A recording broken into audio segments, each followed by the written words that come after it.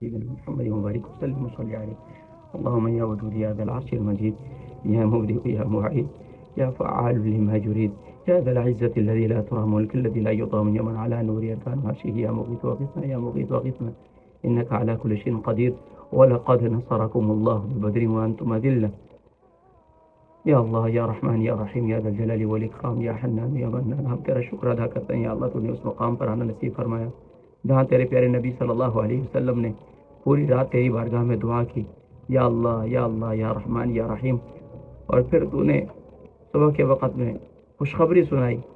جبریل علیہ الصلوۃ والسلام کے طفیل، اور پیارے نبی صلی اللہ علیہ وسلم نے سیدنا ابوبکر صدیق رضی اللہ تعالیٰ عنہ کو بتایا کہ الحمدللہ الحمدللہ اللہ کی مدد آ گئی، اور سبحان اللہ، اللہ تبارک و تعالیٰ نے اسلام کو فتح دی، اور نبی کریم صلی اللہ علیہ وسلم کی دعاؤں کو اللہ کریم نے مستجاب فرمایا۔ یا رب العالمین، یا اکرم الاکرمین، آج بھی امت مسلمہ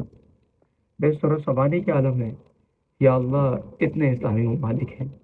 مسلمانوں کے کوئی حال نہیں ہے، یا اللہ بظاہر اسباب بھی نہیں ہے، یا اللہ معاشی تنگ دستی بھی ہے، معاملات بھی ہیں، یا اللہ کریم تیرے خزانے کے اندر کوئی کمی نہیں، یا اللہ یہاں بھی کفار و مشرکین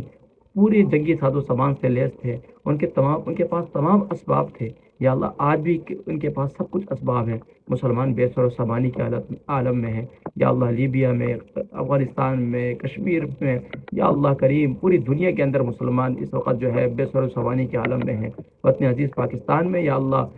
معاشی تنگ دستی ہے، یا اللہ کریم اسلام کو، اسلام کے ماننے والوں کو فتح و نصرت سے